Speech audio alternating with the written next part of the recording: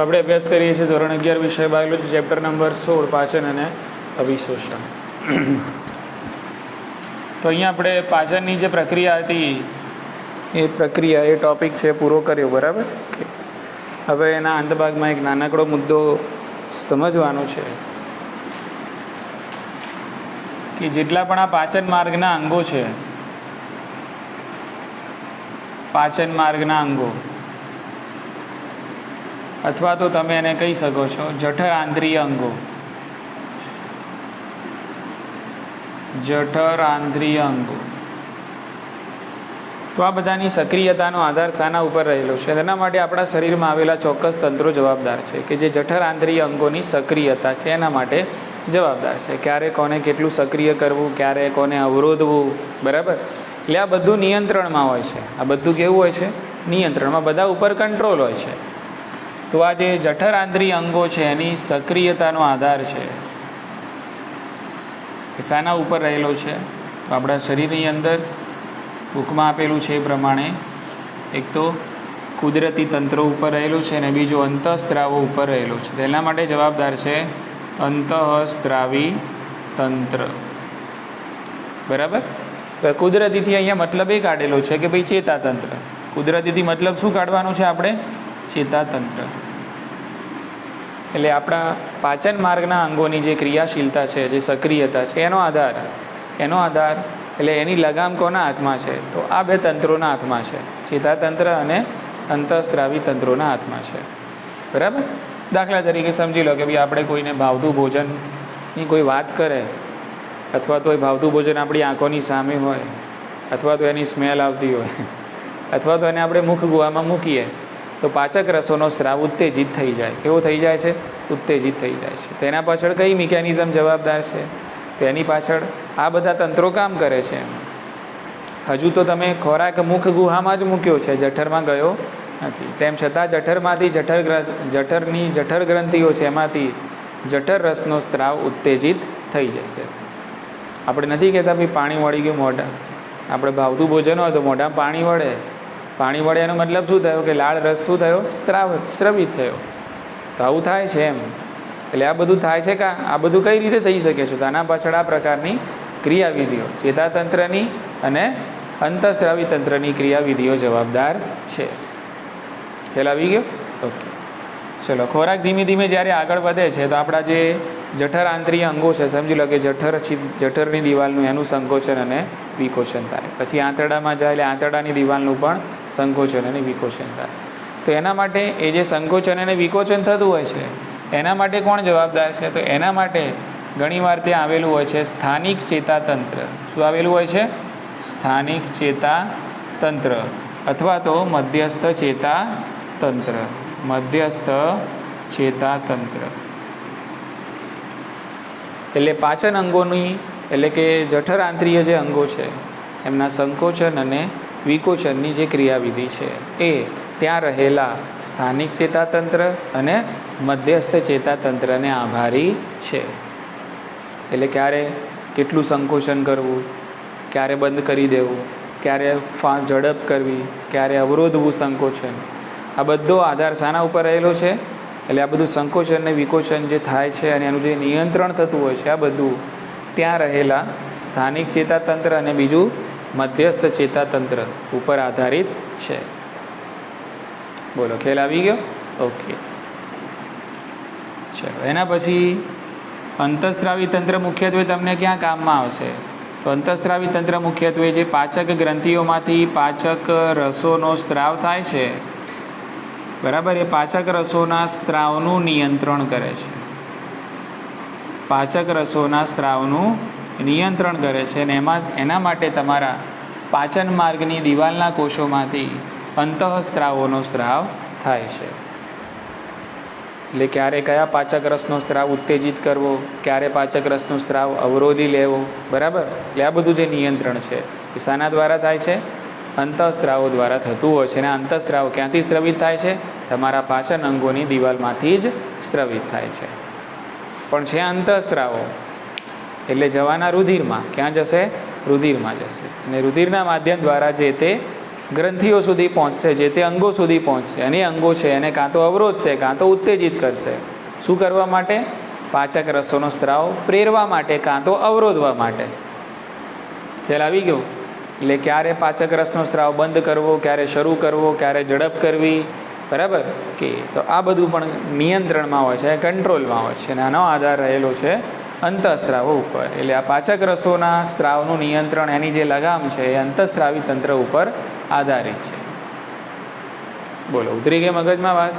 ચલો, હવે જે અંતઃસ્રાવો છે એની આપણે એક યાદી બનાવવાની છે. તમે પણ મારી સાથે સાથે આ લખી લેજો જોડે જોડે, બરાબર? કારણ કે અંતઃસ્રાવના નામ અને બુકમાં આપેલું છે નહીં, પણ નીટની અંદર પૂછાતું હોય છે, બરાબર? ઓકે. તો હવે કયા અંતઃસ્રાવો છે આપણે એના નામ લખીશું. એ અંતઃસ્રાવ ક્યાંથી સ્ત્રવિત થાય છે અને અંતઃસ્રાવના કાર્ય શું છે, તો આ 3 મુદ્દાનો કાર્યક્રમ આપણે અહીંયા લખીએ, બરાબર? ચાલો, તો એક ટેબલના સ્વરૂપમાં તમારે લખવું હોય તો પણ લખી શકો છો, બરાબર? તો પહેલી કોલમ તમે બનાવો અહીંયા અંતઃસ્રાવોનું નામ.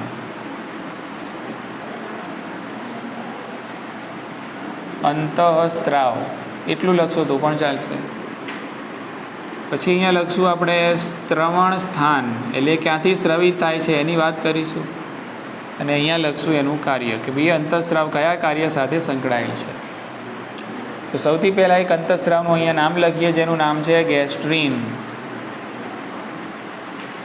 તમે ઘરેથી લખી દેતા હો તો મને વાંધો નથી, ફોટો પાડીને લખી દેજો, કાં તો અહીંયા સમજવું હોય તો સમજી લો, એટલે વાત પૂરી થાય. અને જોડે લખવું હોય તો પણ મને વાંધો નથી. અંતઃસ્રાવ છે ગેસ્ટ્રીન. તો ગેસ્ટ્રીન ક્યાંથી સ્ત્રવિત થાય છે? તો એ ની જઠરની દિવાલના કોષોમાંથી,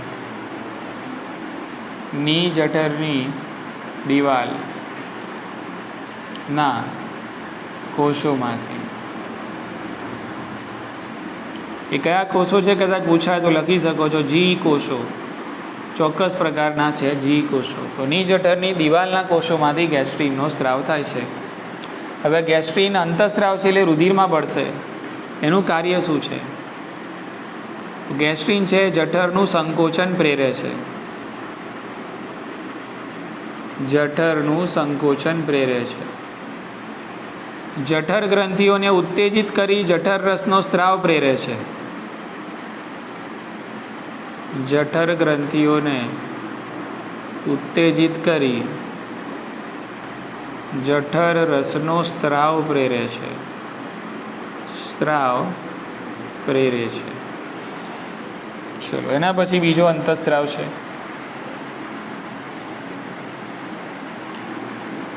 કોલિસિસ્ટોકાઇનિન. કોલિસિસ્ટોકાઇનિન અથવા તો આને કહેવાય છે પેન્ક્રિયોઝાઇમિન. પેન્ક્રિયોઝાઇમિન અથવા એના શોર્ટમાં આને કહેવાય છે CCK. CCK. C ફોર કોલી, C ફોર સિસ્ટો અને K ફોર કાઇનિન. કોલિસિસ્ટોકાઇનિન, CCK. ક્યાંથી સ્રવિત થાય છે? તો પક્વાશયની દિવાલ.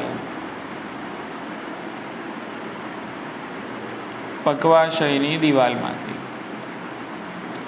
એટલે અહીંયા તમારે દિવાલમાંથી મતલબ સમજવાનું છે શ્લેષ્મ સ્તરમાંથી. ક્યાંથી? શ્લેષ્મ સ્તરમાંથી એમ સમજવાનું. સૌથી અંદરનું જે સ્તર છે ને ત્યાંથી, બરાબર કે? શું કરશે કોલિસિસ્ટોકાઇનિન? તો એ પિત્તાશય અને સ્વાદુપિંડ બંનેનું સંકોચન પ્રેરશે. પિત્તાશય અને સ્વાદુપિંડ.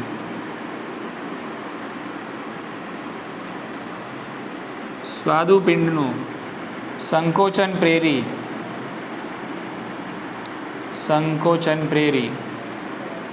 પિત્તરસ અને સ્વાદુરસ. પિત્તરસ અને સ્વાદુરસનો સ્ત્રાવ પ્રેરે છે. આ કામ કોનું? કોલિસિસ્ટોકાઇનિન. એના પછી સિક્રેટિન. આ પણ અંતઃસ્રાવનું નામ છે. સ્ત્રવણસ્થાન સેમ, પક્વાશયની દિવાલના શ્લેષ્મ સ્તરના કોષોમાંથી. કાર્ય શું છે? તો સ્વાદુપિંડનું સંકોચન પ્રેરી. સ્વાદુપિંડનું સંકોચન પ્રેરી સ્વાદુરસના સ્ત્રાવને પ્રેરે છે, ઉત્તેજે છે. સ્વાદુ રસના સ્ત્રાવને ઉત્તેજે છે.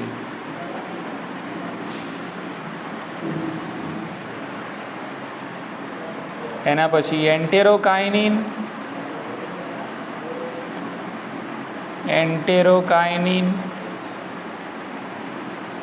અને ડ્યુઓકાઇનિન.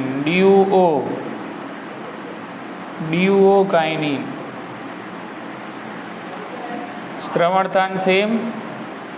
કાર્ય એન્ટેરો એટલે આંતરડા, એટલે કે આંતરડાનું સંકોચન પ્રેરે છે. આંતરડાનું સંકોચન પ્રેરે છે અને આંતરગ્રંથિઓને ઉત્તેજિત કરી આંતરરસનો સ્ત્રાવ પ્રેરે છે. આંતરગ્રંથિઓને ઉત્તેજિત કરી આંતરરસનો સ્ત્રાવ પ્રેરે છે. અને પાંચમો અંતઃસ્ત્રાવ જે છે એનું નામ છે એન્ટેરોગેસ્ટ્રીન.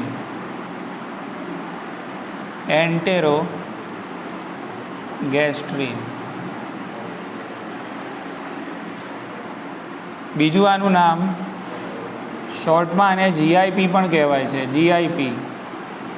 જીઆઈપીનું આખું નામ gastric inhibitory peptide. G for gastric, I for inhibitory. Inhibitory એટલે અવરોધે ને એને કહેવાય ઇન્હિબિટરી. અને P for peptide. GIP gastric inhibitory peptide. શ્રવણધાન સેમ. પણ આ એન્ટેરોગેસ્ટ્રીનનું કામ બિલકુલ ઊંધું છે. કોના કરતાં? ગેસ્ટ્રીન કરતાં. બરાબર. ગેસ્ટ્રીન શું કરે છે? જઠરનું સંકોચન પ્રેરે છે. તો અહીંયા લખશો જઠરનું સંકોચન અવરોધે છે. જઠર ગ્રંથિઓને ઉત્તેજિત કરી જઠર રસનો સ્ત્રાવ પ્રેરે છે. તો જઠર ગ્રંથિઓનું અવરોધન કરી જઠર રસનો સ્ત્રાવ પણ અવરોધે છે. બરાબર ને? અથવા તો બંધ કરી શકે છે. એટલે ટૂંકમાં ગેસ્ટ્રીનથી ઊંધું કામ કોનું? એન્ટેરોગેસ્ટ્રીન. ઓકે.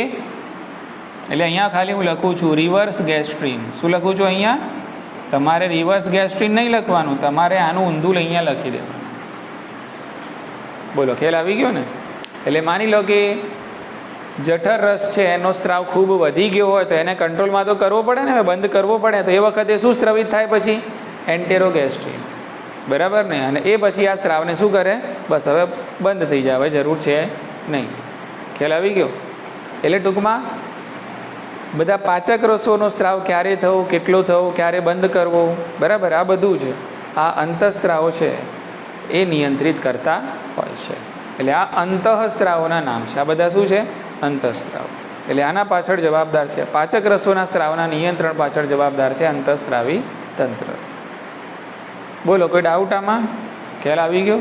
ચલો, તો અહીંયા મુદ્દો પૂરો થઈ ગયો. ચલો, એના પછી એક નાનકડો મુદ્દો આપેલો છે કાર્બોદિત, પ્રોટીન અને લિપિડનું કેલરી મૂલ્ય.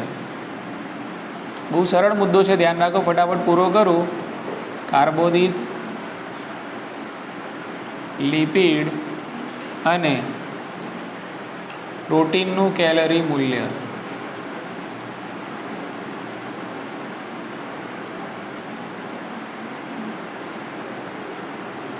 આમાંથી સવાલ આવતો હોય છે. સવાલ કઈ રીતનો આવે છે હું તમને કહું, પછી એનો એંગલ કહું શું છે.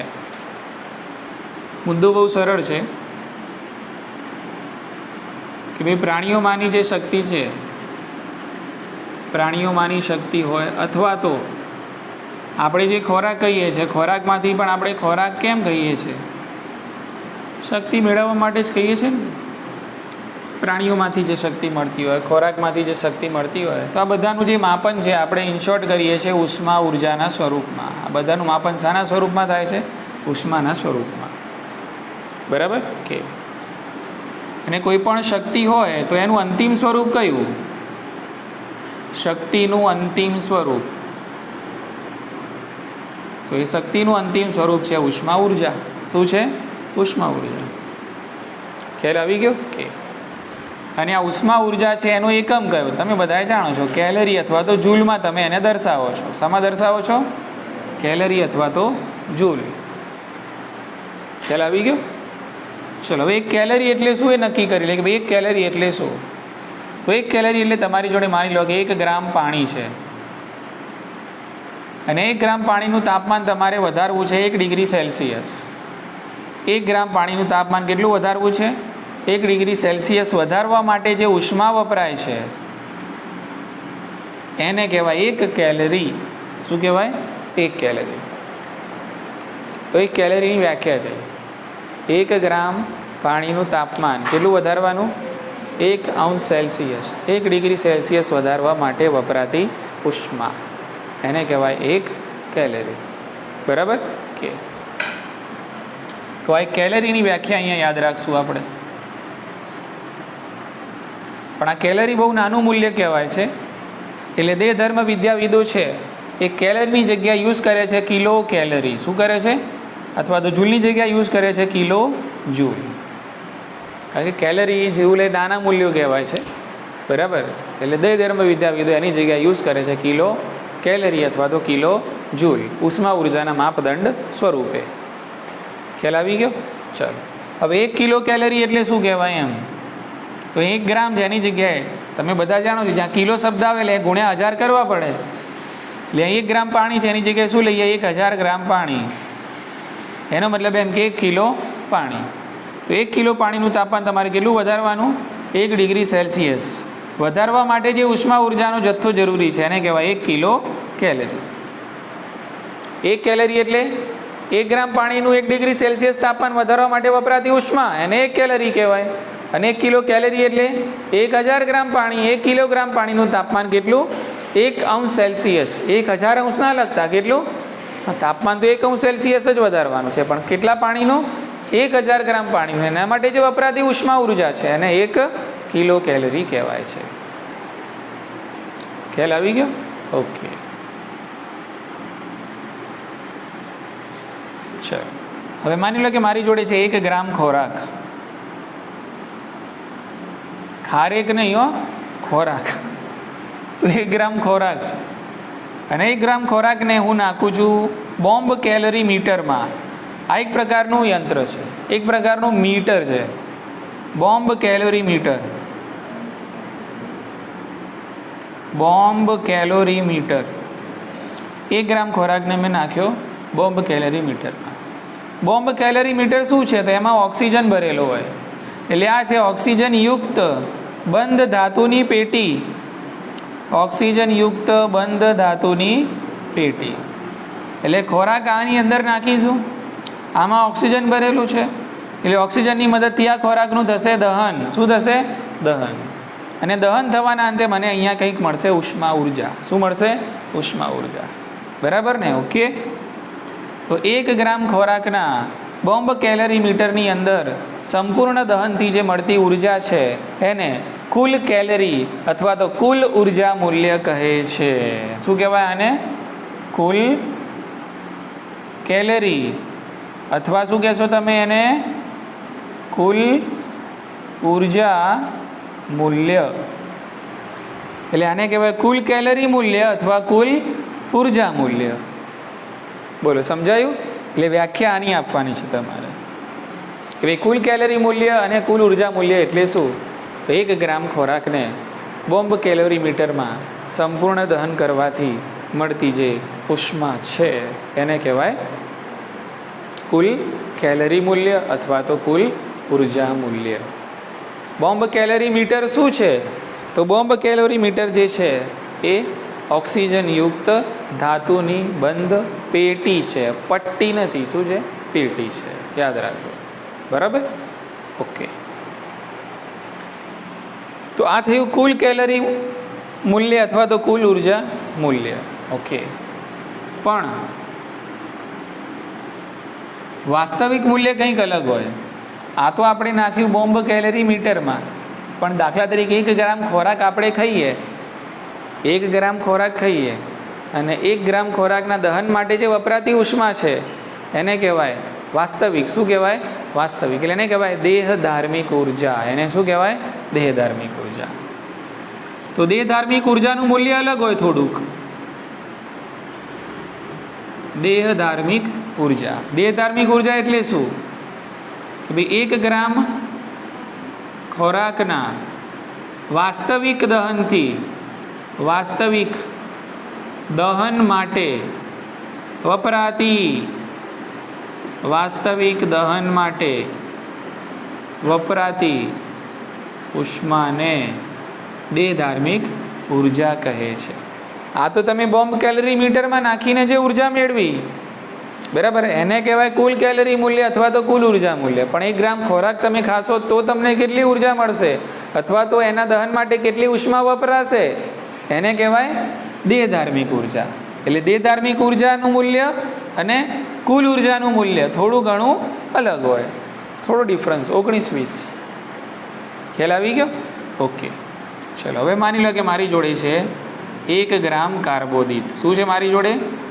1 ગ્રામ કાર્બોદિત. મારી જોડે છે 1 ગ્રામ પ્રોટીન અને 1 ગ્રામ છે લિપિડ. એટલે અહીંયા 2 મૂલ્યો આપણે લખશું. એક અહીંયા લખીએ છીએ કુલ ઉર્જા મૂલ્ય. શું લખીએ છીએ આપણે? કુલ ઉર્જા મૂલ્ય. અને અહીંયા લખશું આપણે દેહધાર્મિક ઉર્જા મૂલ્ય. અહીંયા આવશે આપણું કયું? દેહધાર્મિક ઉર્જા. એટલે અહીંયા વાસ્તવિક ખોરાક, વાસ્તવિક 1 ગ્રામ ખોરાકનું દહન થાય તો એમાં કેટલી ઉષ્મા વપરાય, એને કહેવાય દેહધાર્મિક, વાસ્તવિક, ઓરિજિનલ. એમ ખ્યાલ આવી ગયો ને? કે તો 1 ગ્રામ કાર્બોદિત હોય તો એની કુલ ઉર્જા મૂલ્ય આવી રીતે તમે શોધો તો કુલ ઉર્જા મૂલ્ય 1 ગ્રામ કાર્બોદિતનું કેટલું આવે? તો એનું આવે 4.1 કિલો કેલરી પર ગ્રામ. 1 ગ્રામ પ્રોટીનનું કેટલું આવે? તો 5.65 કિલો કેલરી પર ગ્રામ. 1 ગ્રામ લિપિડનું કેટલું આવે? તો 9.45 કિલો કેલરી પર ગ્રામ. એટલે આ બધા કહેવાય કેવા મૂલ્ય? કુલ ઉર્જા મૂલ્ય, કુલ કેલરી મૂલ્ય કહેવાય. પણ દેહધાર્મિક ઉર્જા તો આની આવે 4 કિલો કેલરી પર ગ્રામ. આની પણ આવે 4 કિલો કેલરી પર ગ્રામ અને આને આવે 9 કિલો કેલરી પર ગ્રામ. એટલે દેહધાર્મિક ઉર્જા થોડીક અલગ હશે. શાનાથી? કુલ ઉર્જાથી અલગ હશે. ખ્યાલ આવી ગયો? કે એટલે સવાલ આવી રીતે કે આના આ મૂલ્યો ઉપરથી પૂછાતું હશે. એક તો આ મૂલ્યો યાદ રાખવાના કે ભાઈ 1 ગ્રામ પ્રોટીન, લિપિડ અને કાર્બોદિત હોય તો એની કુલ ઉર્જા કેટલી કોની અને દેહધાર્મિક ઉર્જા. દેહધાર્મિક શબ્દ આવે ને એટલે આ રીડિંગ યાદ રાખવાની. નહીં દેહધાર્મિક શબ્દ ના આવે ને કુલ ઉર્જા શબ્દ આવે એટલે આ રીડિંગ યાદ રાખવાના. બરાબર? પણ આ શાના છે? 1 ગ્રામના છે. શાના છે? 1 ગ્રામના છે. દાખલા તરીકે મેં 1 ગ્રામ કાર્બોદિત ખાધું તો એના સંપૂર્ણ દહન માટે કેટલી ઉષ્મા વપરાશે? તો ઓરિજિનલ થઈને વાસ્તવિક થઈ ગયા તો કેટલી વપરાય? 4 કિલો કેલરી પર ગ્રામ. બોલો, ખ્યાલ આવી ગયો ને? ઓકે. એટલે સવાલ કંઈક આવી રીતે આવે છે કે ભાઈ મારી જોડે 10 ગ્રામ આલ્બ્યુમિન છે. કેટલું છે? 10 ગ્રામ આલ્બ્યુમિન. હવે આલ્બ્યુમિન શું કહેવાય? આલ્બ્યુમિન તો પ્રોટીન છે. તો 10 ગ્રામ આલ્બ્યુમિનના દહનથી મળતી દેહધાર્મિક ઉર્જાનું મૂલ્ય જણાવો. 10 × 4. આલ્બ્યુમિન પ્રોટીન છે. મેં એવું નથી કીધું 10 ગ્રામ પ્રોટીન. હું શું બોલ્યો? 10 ગ્રામ આલ્બ્યુમિન. એટલે તમારે નક્કી કરવાનું એ કે જે ઘટકનું નામ છે એ શું છે? પ્રોટીન છે, લિપિડ છે કે કાર્બોદિત છે. 10 પ્રોટીન હોય તો એને ગુણ્યા કેટલા કરવાના? 4. જો કઈ ઉર્જા પૂછી હોય? દેહધાર્મિક પૂછી હોય તો. પણ કુલ ઉર્જા મૂલ્ય પૂછ્યું હોય તો 5.65 ગુણ્યા કરવાના 10.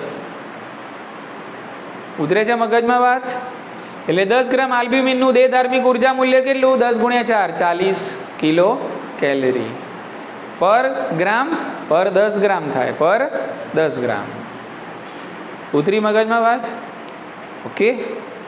પણ પ્રશ્નમાં કયો ઘટક છે તમારે નક્કી કરવાનું કે ભાઈ એ ઘટકનું નામ એ લિપિડ છે, એ પ્રોટીન છે કે પછી એ કાર્બોદિત છે. બોલો, સમજાયું? હા કે ના? હું એમ કહું કે 10 ગ્રામ માલ્ટોજ તો એ શું કહેવાય? શર્કરા. કાર્બોદિત થયું ને? શું કહેવાય? કાર્બોદિત કહેવાય. બરાબર ને? 10 ગ્રામ ફેટી એસિડ, લિપિડ તો એ વખતે ગુણ્યા 9 કરવાના અથવા તો 9.45. કઈ ઉર્જા પૂછી હોય? કુલ ઉર્જા.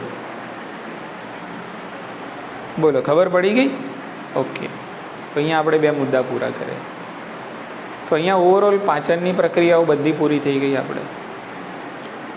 અને એ જ રીતે કાર્બોદિત, લિપિડ અને પ્રોટીન છે એનું કેલરી મૂલ્યનો એક નાનકડો મુદ્દો છે કે જે નીટની અંદર પૂછાય છે. આમાંથી સવાલ આવે છે એક આના ઉપરથી આવે છે, બોમ્બ કેલરી મીટર ઉપરથી આવે છે. બોમ્બ કેલરી મીટર એટલે શું છે? તો ઓક્સિજનયુક્ત ધાતુની પેટી છે અને બીજું આંકડાકીય સવાલો આવતા હોય છે. બે વ્યાખ્યાઓ યાદ રાખવાની. આમાં 1 કેલરીની વ્યાખ્યા શું છે અને 1 કિલો કેલરીની વ્યાખ્યા શું છે. આ વ્યાખ્યા આપણે યાદ રાખશું. ઠીક છે કે સમય કેટલો થયો ભાઈ? જો 9:45. ચલો હવે શોષણવાળો જે મુદ્દો છે આપણે પૂરો કરીએ. બરાબર, એટલે આવતીકાલે અનિયમિતતાવાળો મુદ્દો પૂરો થશે, એટલે આવતીકાલે ચેપ્ટર પૂરું થશે. શોષણવાળો મુદ્દો છે ફટાફટ પૂરો કરીએ, ધ્યાન રાખો. બરાબર, બોલો આમાં ખ્યાલ આવી ગયો દરેકને? ઓકે, ચલો એ મુદ્દો અહીંયા સમજીએ આપણે. એટલે એક ઇરેઝ ના કરવું પડે આપણે, કશું સમજાઈ જશે. જો કે અહીંયા ચિંતા ના કરતા.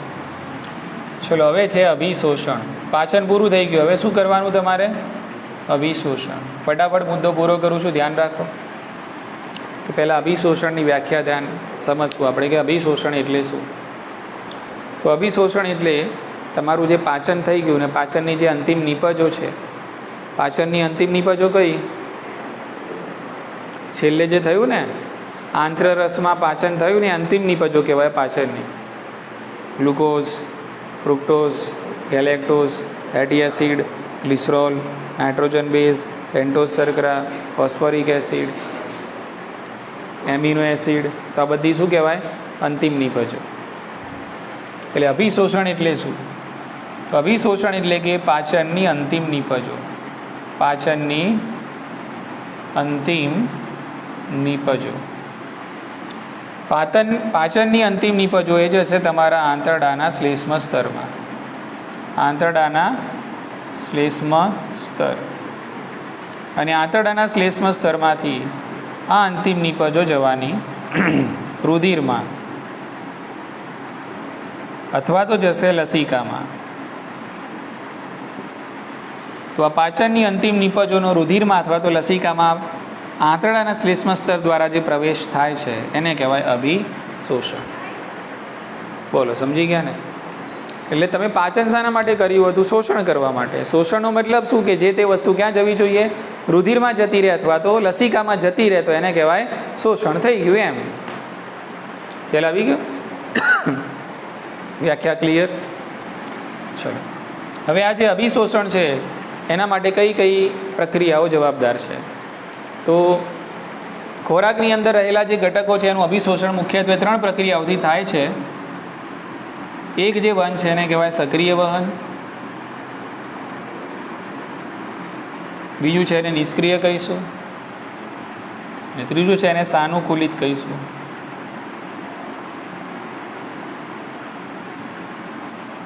તો ખોરાકની અંદર રહેલા ઘટકોનું અભિશોષણ મુખ્યત્વે 3 પ્રક્રિયાઓ દ્વારા થાય છે: સક્રિય, નિષ્ક્રિય અને સાનુકૂલિત વહન. હવે કોનું શાના દ્વારા થાય છે એ યાદ રાખવાનું છે.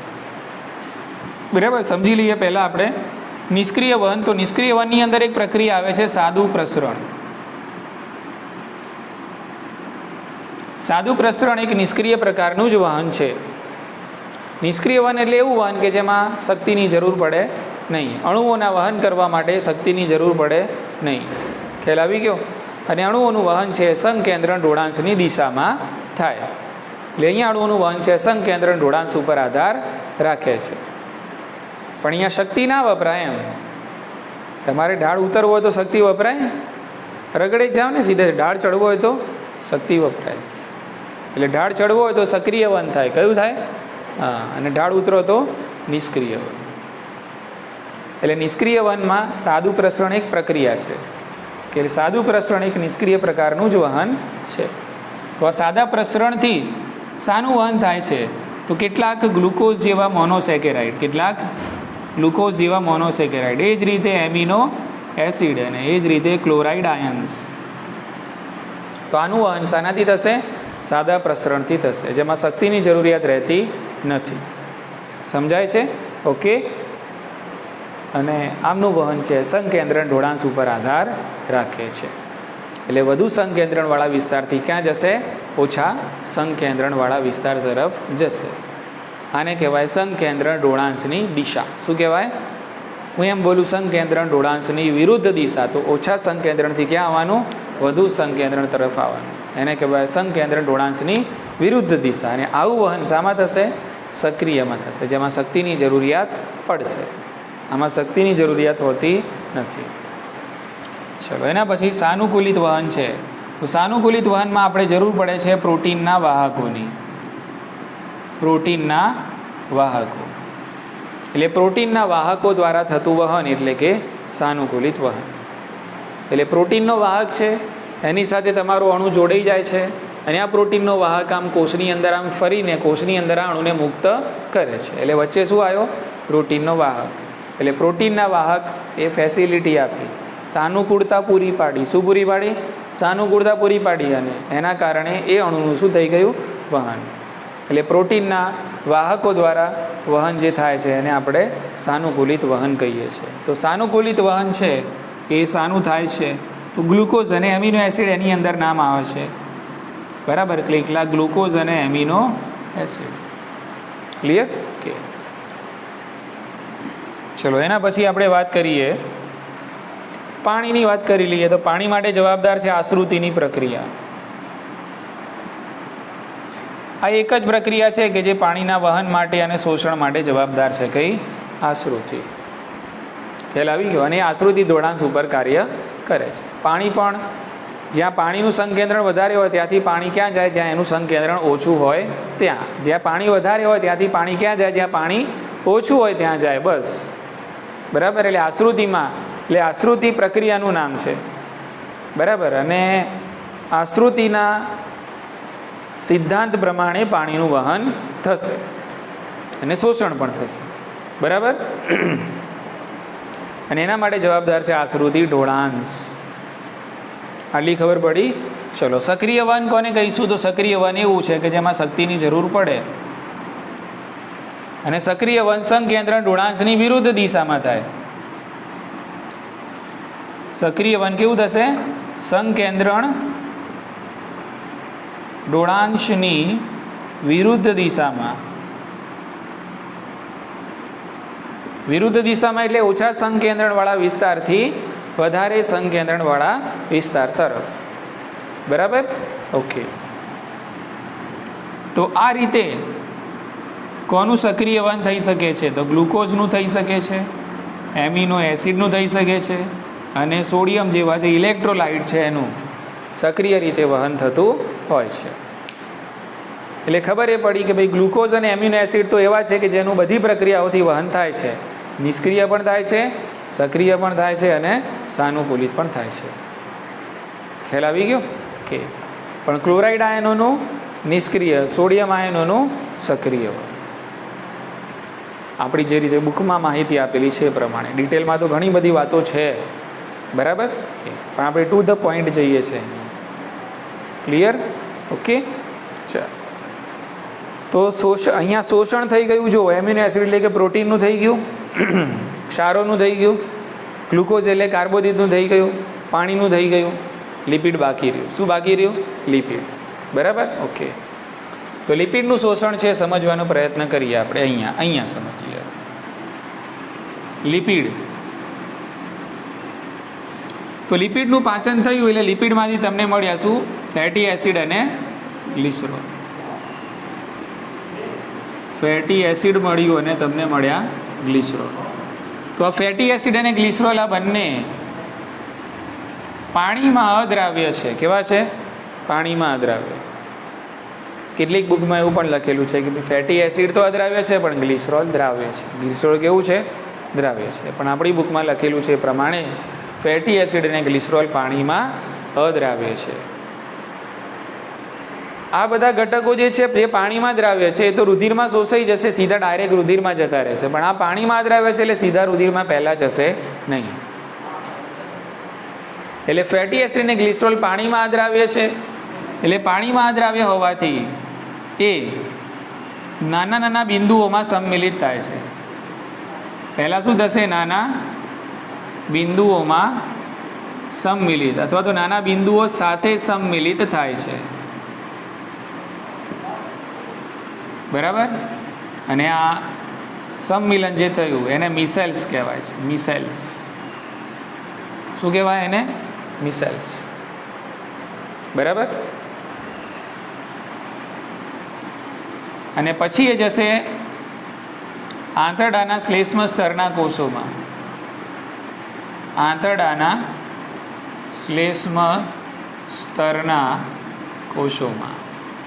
અને આંતરડાના શ્લેષ્મ સ્તરના કોષોમાં જઈને ફરીથી એમાં રૂપાંતરણ થશે. રૂપાંતરણ કઈ રીતે થશે તો સમજી લો કે આ છે લિપિડ, ચરબી છે. આ સમજી લો કે આ છે ટીજી. ટીજી એટલે ટ્રાયગ્લિસરાઇડ, લિપિડ જ કહેવાય. ટ્રાયગ્લિસરાઇડ શું છે? લિપિડ. ઓકે, તો આ જે લિપિડ છે એની ફરતે અહીંયા પ્રોટીનનું આવરણ આવી જાય. આવી રીતે લિપિડની ફરતે આવી ગયું પ્રોટીનનું આવરણ. તો આને કહેવાય કાયલોમાઇક્રોન. કાયલોમાઇક્રોન. બોલો, સમજ પડે છે? આને કાયલોમાઇક્રોન તરીકે ઓળખવામાં આવે છે. કાયલોમાઇક્રોન એટલે શું? તો કેન્દ્રમાં લિપિડ હોય અને આજુબાજુ શાનું આવરણ આવી જાય? પ્રોટીનનું આવરણ આવી જાય. એટલે આ પ્રકારના જે ચરબી ગોળકો છે એને કાયલોમાઇક્રોન તરીકે ઓળખવામાં આવે છે.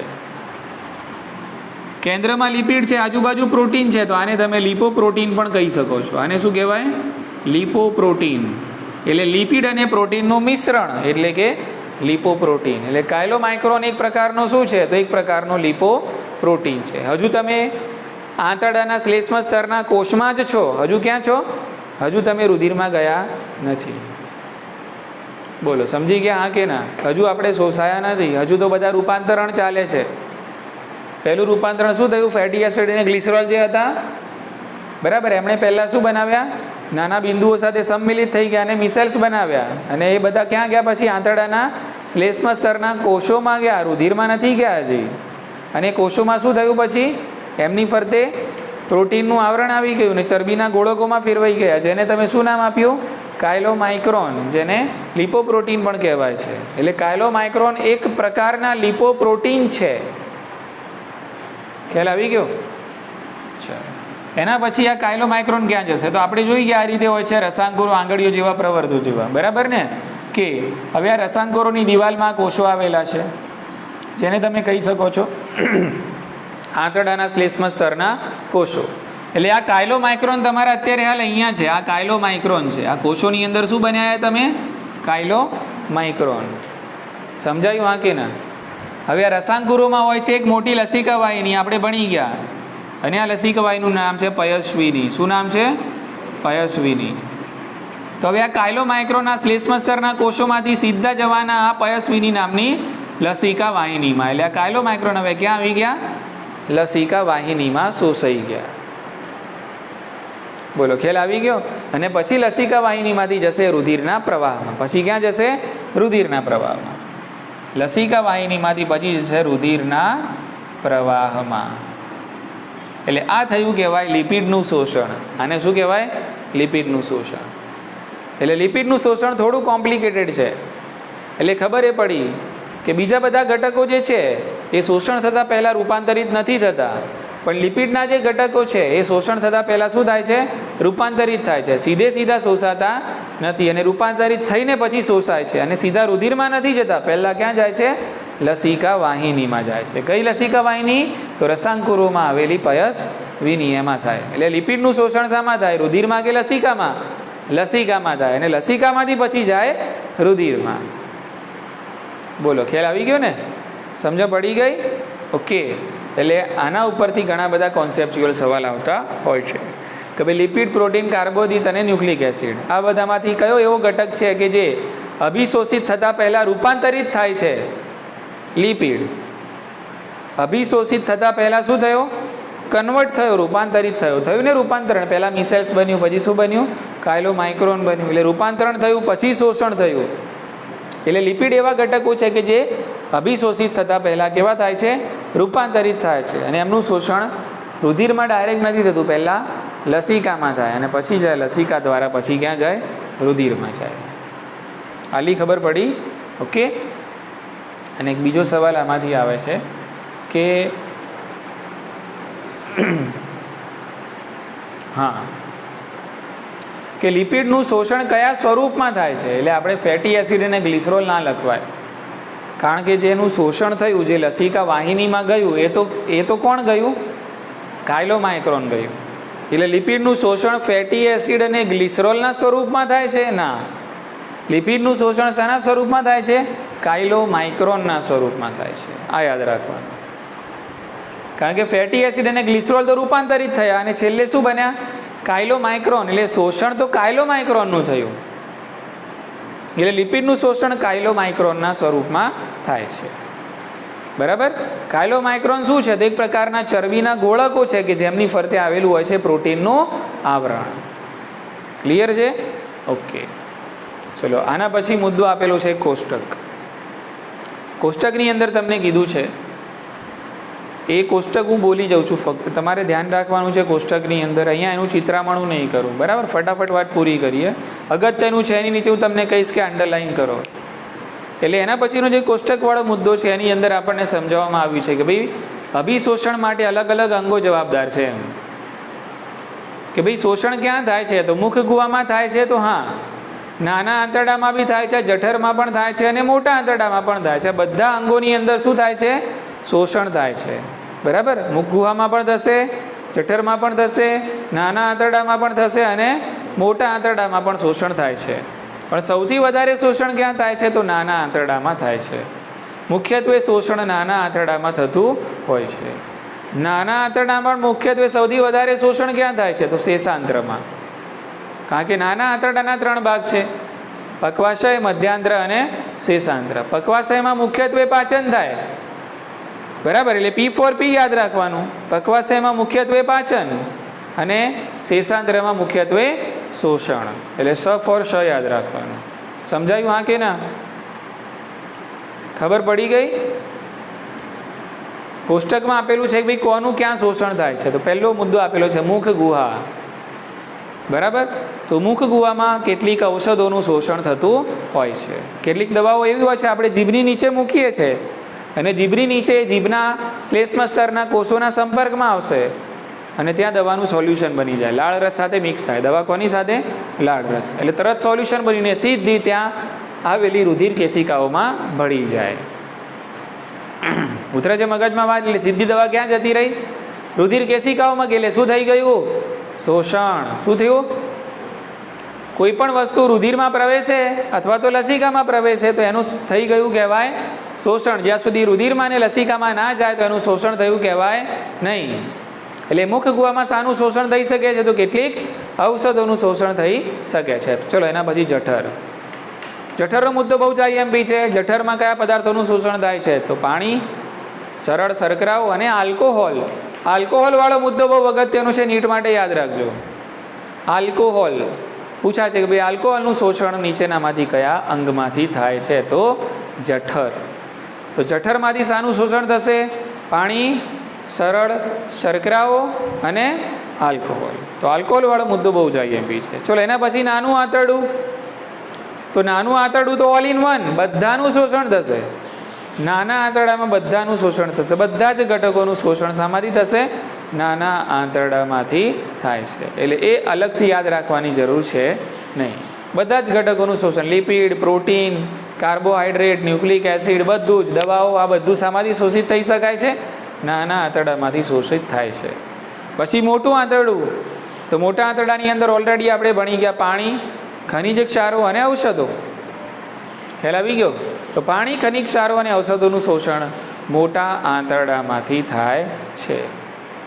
બોલો, ઉતરી ગઈ મગજમાં વાત? ખ્યાલ આવી ગયો? ચલો બધું માની લો કે શોષાઈ ગયું. બધું શોષાઈ ગયું અને શોષાઈ ગયા પછી આ બધું રુધિરમાં ભળી ગયું. હા કે ના એમ કહો? ખબર પડી એમ કહો? બધું શોષાઈ ગયું આપણે માની લીધું. એટલે બધું હવે ક્યાં ફરી રહ્યું છે? રુધિરમાં. બરાબર. બધા શોષાયેલા પદાર્થો હવે રુધિરમાં છે. હવે રુધિરમાંથી તમારા શરીરની અલગ અલગ પેશી અને એના કોષોને મળશે અને આ પેશીઓ એ જે પદાર્થો છે એનું પોતાની પ્રક્રિયાઓમાં ઉપયોગ કરે છે. અને આ જે ઘટના છે એને કહેવાય સ્વાંગીકરણ. શું કહેવાય આ ઘટનાને? સ્વાંગીકરણ. એસિમિલેશન અંગ્રેજીમાં એને કહેવાય એસિમિલેશન. બોલો, ઉતરી ગઈ મગજમાં? એટલે અહીંયા સ્વાંગીકરણની વ્યાખ્યા તમારે યાદ રાખવાની કે સ્વાંગીકરણ એટલે શું? તો સ્વાંગીકરણ એટલે શોષાયેલા ઘટકો રુધિરના માધ્યમ દ્વારા તમારા શરીરના અલગ અલગ પેશી અને કોષોના સંપર્કમાં આવે છે અને પેશી અને કોષો એ જે ઘટકો છે એનો શું કરશે? ઉપયોગ કરશે અને પોતાની પ્રક્રિયાઓમાં એનો મતલબ પોતાની પ્રક્રિયાઓમાં એનો ઉપયોગ કરશે ચયાપચય પ્રક્રિયાઓ માટે. બરાબર. તો આ જે ઉપયોગ થયો ને ઘટકોનો, આ ઘટનાને કહેવાય સ્વાંગીકરણ. ખ્યાલ આવી ગયો ને? ઓકે, ચલો એના પછી છેલ્લી જે પ્રક્રિયા છે ઉત્સર્જન છે. શું છે? ઉત્સર્જન. જે નકામા પદાર્થો છે, જેનું પાચન થયું નથી, અપાચિત છે, જેનું શોષણ થયું નથી, એ બધું આગળ જઈને મળાશયની અંદર સુસંગત બને છે. કેવું બને છે? સુસંગત. બરાબર કે સુસંગત બને છે. મળાશયમાં બધું ભેગું થશે, મળ તૈયાર થાય છે. મળાશયમાં મળ તૈયાર થશે એટલે પછી સંકેતો મળશે એનું ઉત્સર્જન કરવા માટેના. એને કહેવાય છે ચેતા પરાવર્તી ક્રિયા. કઈ ક્રિયા દ્વારા? ચેતા પરાવર્તી ક્રિયા દ્વારા મળનો ત્યાગ કરવાના સંકેતો મળે છે. સમજાય છે આ કે ના? બરાબર. ત્રીજી વાર બોલું છું, ચેતા પરાવર્તી ક્રિયા. ચેતા પરાવર્તી ક્રિયા દ્વારા સંકેતો મળશે મળ ત્યાગ કરવાના, અને એક ઐચ્છિક પ્રક્રિયા દ્વારા મળાશયની અંદર એની દિવાલમાં રહેલા જે સ્નાયુઓ છે એના સંકોચન થશે, અને એ સંકોચન છે તરંગવત ગતિ સંકોચન. કેવું છે? હા, પરિસંકોચનનો જ એક પ્રકાર છે. બરાબર. જે રીતે આપણે જોયું ને અન્નનળીની અંદર શું થાય છે? સંકોચન થાય છે. તો એવી જ રીતે મળાશયની દિવાલમાં પણ શું થશે? તરંગવત સંકોચન, પરિસંકોચન ગતિ દ્વારા પછી મળનો ત્યાગ થશે. જે રીતે ખોરાક આગળ વધતો હતો ને આમ ધીમે ધીમે, એ રીતે અહીંયા મળમાંથી શું આગળ જતું રહેશે? મળાશય દ્વારા, મળદ્વાર દ્વારા ખોરાકનો ત્યાગ થશે. પણ એના માટે જવાબદાર છે તરંગવત સંકોચન અથવા તો પરિસંકોચન ગતિ. બોલો, ખ્યાલ આવી ગયો ને? ઓકે. તો આ રીતે પછી છેલ્લે મળનું ઉત્સર્જન થાય છે. હવે સ્ટેપ્સ ખાલી હું તમને લખાવી દઉં. પહેલાં શું થયું? આપણે જ્યારે ખોરાક લીધો, બરાબર, તો એ ખોરાક જે લીધો એ પ્રક્રિયાને શું કહેવાય છે? તેને આપણે કહીએ છીએ અંતઃગ્રહણ. શું કહેવાય આને? બરાબર. આ સિક્વન્સ પૂછાય છે, યાદ રાખવાનું. અંતઃગ્રહણ પછી ખોરાકનું તમારા શરીરમાં શું થયું? પાચન. પાચન થયા પછી તમારા ખોરાકનું થયું શોષણ. શોષણ થયા પછી તમારા ખોરાકનું થયું સ્વાંગીકરણ. અને સ્વાંગીકરણ થયું એના બાદ તમારા ખોરાકનું થયું ઉત્સર્જન. એટલે કે જે અપચિત અને અશોષિત હતો ખોરાક અને જે નકામા પદાર્થો હતા એનું શું થયું? ઉત્સર્જન. એટલે આ ક્રમ યાદ રાખવાનો છે. આ ક્રમ પૂછાય છે. સમજી ગયા? પહેલાં શું થશે? અંતઃગ્રહણ, પછી પાચન થશે, પછી શોષણ, પછી સ્વાંગીકરણ અને પછી છેલ્લે ઉત્સર્જન. આવજો. બરાબર. ખ્યાલ આવી ગયો ને? ઓકે. તો અહીંયા આપણે આ પાચન તંત્રના મુખ્ય મુદ્દાઓ પૂરા કર્યા. શોષણ પૂરું થઈ ગયું અહીંયા. હવે છેલ્લો ટોપિક બાકી છે, આવતીકાલે એને કવર કરીને ચેપ્ટર પૂરું કરીશું. પાચન તંત્રની અનિયમિતતા. એટલે પાચન તંત્ર સાથે કઈ કઈ ચેપી રોગો છે, કયા રોગો સંકળાયેલા છે, આપણે એની વાત કરીશું. તો આજે આપણે આટલું રાખીએ છીએ.